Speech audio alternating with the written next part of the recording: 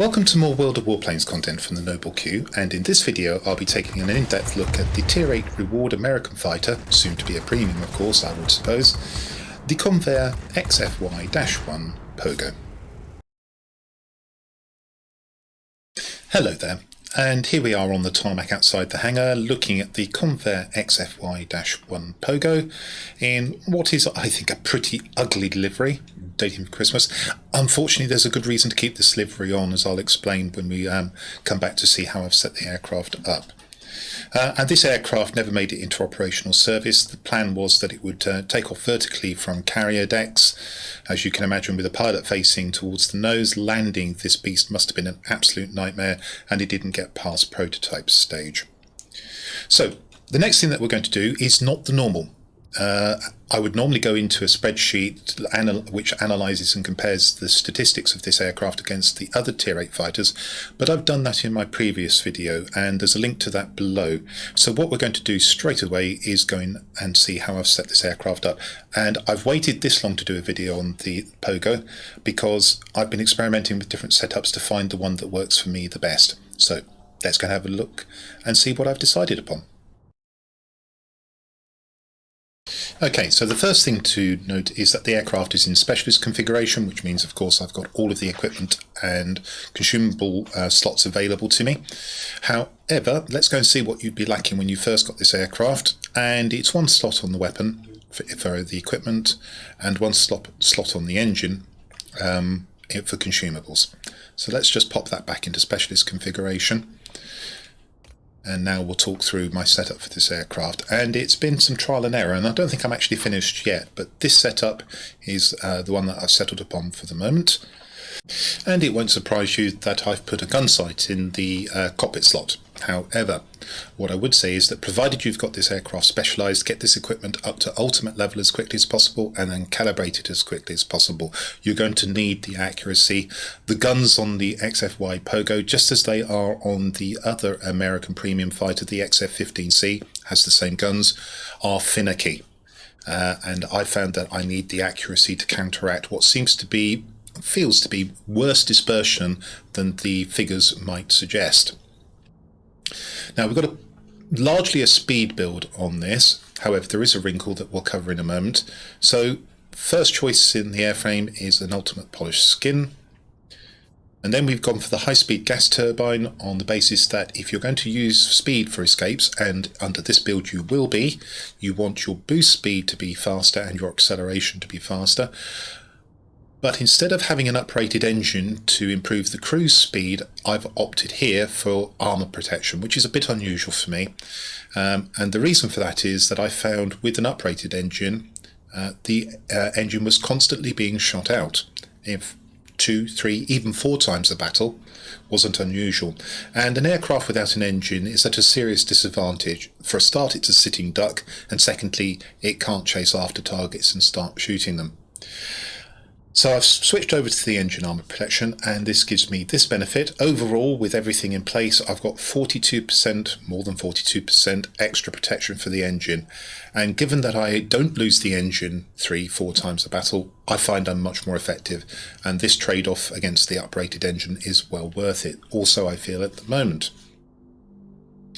When we come to the forward-firing weapon, I've settled on ultimate long gun barrels. The guns are finicky, as I've already said, so you want to start trying to do damage at the greatest range that you can, or at least that's my theory, and this improves the range of the weaponry. If we come to consumables, not quite a standard set here. Fire extinguisher, yes, that's standard for a single seat fighter in my case. So is the pneumatic control assist for being able to outturn similarly configured aircraft, or similar aircraft even. Engine cooling to provide 10 seconds of extra boost, provided you've got some. Make sure you've got some at all times, because you're going to be using boost to try and get away from attacking threats.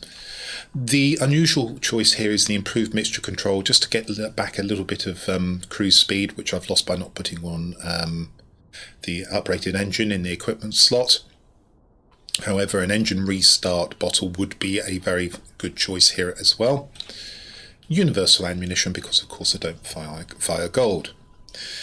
So if we go and talk about the pilot, well, probably you'll be training pilots in this rather than building a pilot specifically for the Pogo.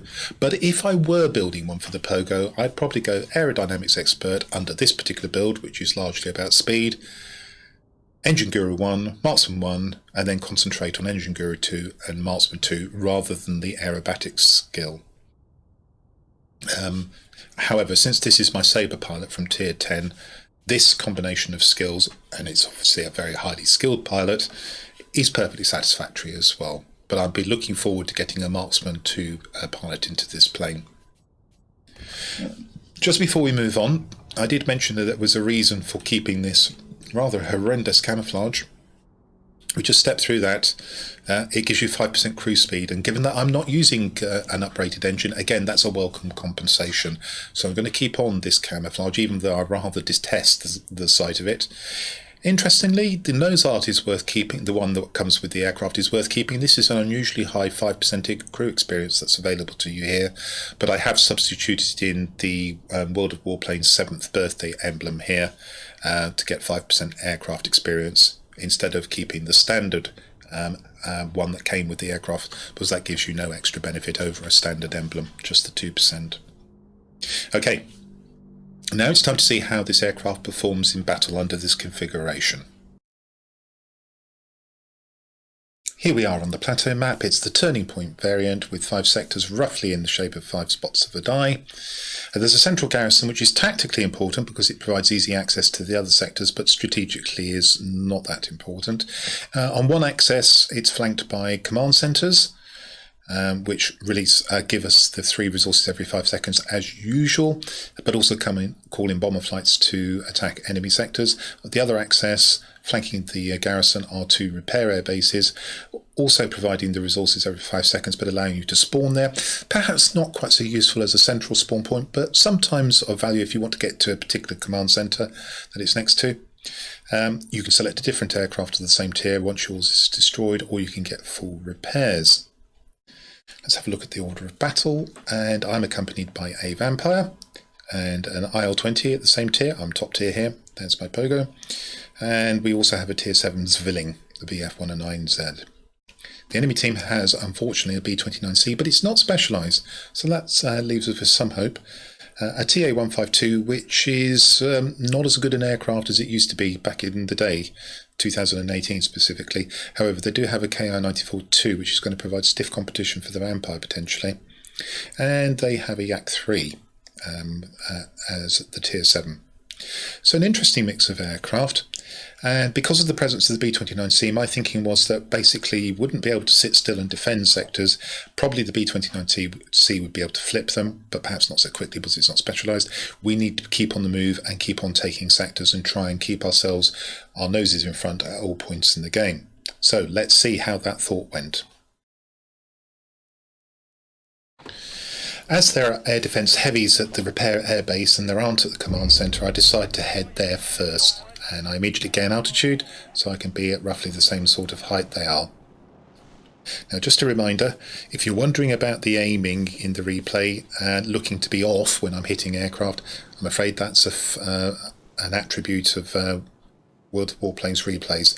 Nothing to do with mods, nothing to do with anything that I've done about the aiming, and everything to do with the way that it's rendered in the video. Nothing we can do about that, I'm afraid. It just looks very odd. So I found my first heavy. I noticed the first one was flying away from me. This one was flying in a favourable configuration for me to shoot, and I kill it. Swing round. I'm looking for the second heavy. As it happens, there's an air defence fighter which is conveniently situated for me. But as I begin to shoot at it, you'll see my team flips this base. And we have our repair air base. So watching what the team is doing, and not wanting to get isolated, I see they're all heading towards the middle, so I do too. Personally, I would have preferred to have gone for the enemy command centre, but bots don't think like me. So I begin to scan for threats at the central garrison. I can see the human TA-152 is there for a start, but there are air defence aircraft which are nearer. I notice that there's a heavy flying across me, again in a favourable configuration for me to attack, and I go after it.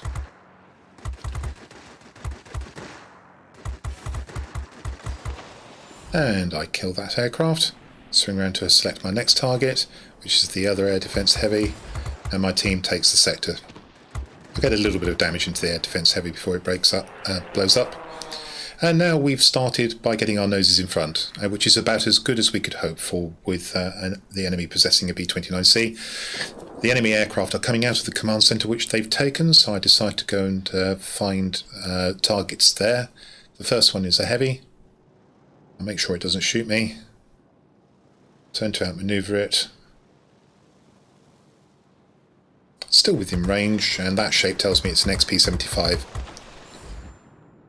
And the two ground attackers turn out to have been heavily damaged whilst taking the command centre, so they're easy prey for me. Manoeuvre to get some distance. Finish the first one off.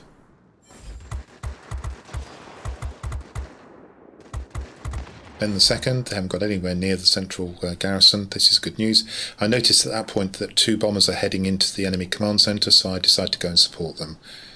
And this is on the basis that probably we're going to lose sectors to the B-29C, so we want to be capturing as quickly as possible.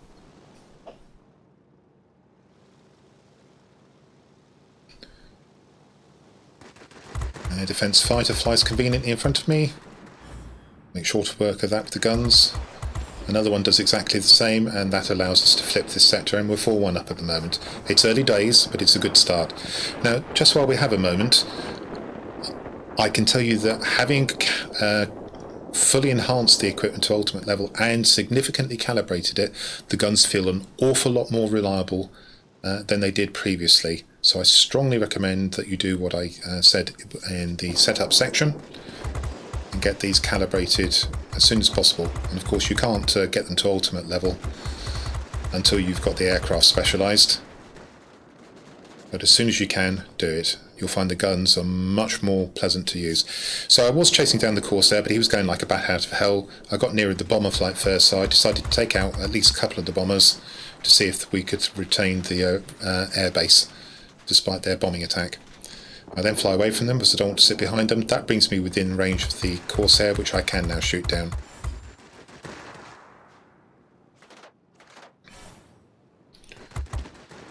So we lose our command centre, our local one. No surprises there. I look to see what I can do in terms of taking another sector as we lose another sector.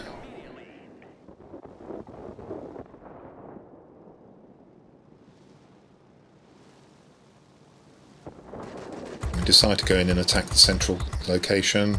Put a lot of damage into the Tempest. It can probably turn with me, but it's on fire, so it'll be on low health. If I can get a few shots to it, I can kill it, and that's exactly what happened. My team has already got half the sector captured, so I decided they could probably take it on their own. I'm going off to defend the command centre. It's important we keep our bomber flights going, and I can see that our command centre is under attack. We find our friends, the ground attackers, again severely damaged in the case of the one that I'm shooting at. Finish that off, and the Tiger Cat Heavy is here as well, so we decide to finish that off as well. I have to slow down a bit, but again, the guns do a good job. To swing around to finish off the second ground attacker, which is even more damaged than it was previously. Now we examine what the bomber is above. And it turns out to be the Junkers 288A, so I decide I will chase that down. Now, I would have made a different decision if that had been the B-29. I'd have left it well alone and gone off to try capture another sector. That is something I'm going to have to think about doing, although it looks like my team are well on the way to capturing an airfield, the other airfield. At this point, I get a little bit too close to the bomber. Now, this is the situation where the convergence of the guns is ahead of the plane, which is about there, so you have to break away, get some distance, and then readdress the target. And that's exactly what I've done. And my expectation that we would take the enemy airfield has proven to be wrong. Now I'm getting a little bit concerned. I'm going to give it a little bit longer, which means I'm going to sit here and defend for a bit longer. The Tiger Cats come back in. With the guns in this configuration, heavies and ground attackers are meat and drink to this aircraft. So it's a shame to pass up the opportunity, but I am getting a little concerned here.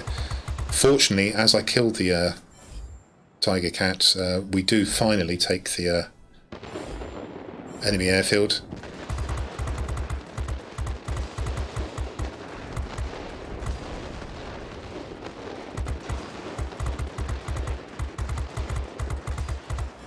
I decide to keep killing the air defence aircraft just to try and retain this command centre for a little bit longer. The sound of the bombs falling just now suggested to me that the B-29 had actually got over this base, so our ability to hold it for much longer, if that's true, will be limited.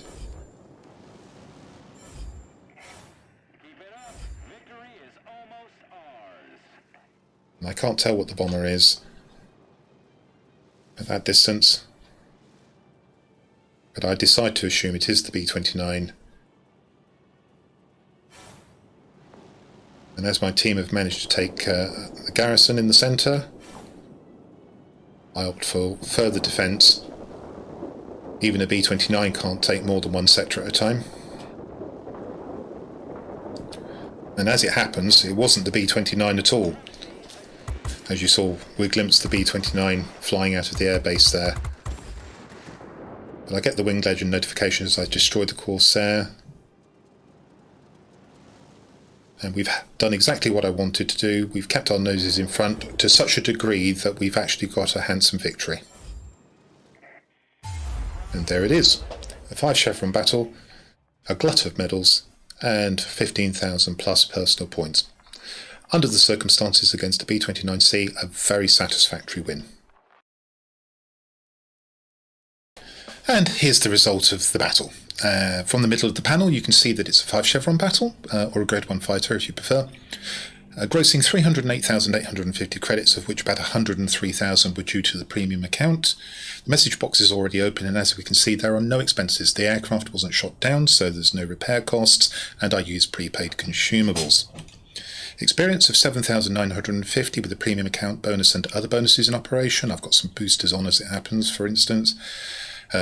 And those boosters have artificially inflated this free experience figure of 323 base, 73 premium account bonus, and then the other bonuses account for the rest. One token for the first medal of the day, that was a Hero of the Sky badge, but as you can see in there, there is a Marseille, an Akamatsu, a Winged Legend, and a McCampbell's as well. Turning to the personal score tab, we can see that 2 of the 3 class-specific missions were complete, and the third one was sufficiently complete in order to earn the 5 chevrons. Personal points 15,185, 4 sectors captured, was fairly mobile in the aircraft. 1 short of the ace there, 19 targets destroyed. A rather handsome 8,253 aerial damage to aerial targets with 30 critical hits. Didn't lose the aircraft. Capture points 580, and they were split 360 for defending and 220 for attacking. And we turn to the team score tab. We can see that was easily enough to be first, both by personal points and by chevrons. And some fairly decent contributions here from the Grand Attacker and the Vampire. And on the enemy side, again, all decent contributions. So this was quite a good battle to win, I feel. And that concludes my look at the Convair XFY-1 Pogo. Now, I was pleased that this reward aircraft wasn't another overpowered plane introduced into the game. In fact, in its stock state, it's quite tricky to fly. However, I hope I've demonstrated in this video that with a careful build, you can maximise the advantages this aircraft has and do rather well in it. And one other thing worth noting is that since I did my original video on the basic statistics of this aircraft, and reminder, there's a link to that video just below, the World of Warplanes team have updated the patch notes 2.1.11.1 and advised us all that you get an extra 30% credit income from this aircraft. Well, that's good news as well, isn't it? I hope you've enjoyed this video, and if you did, that you'll come and see my future content. But until then, this is the Noble Q signing out.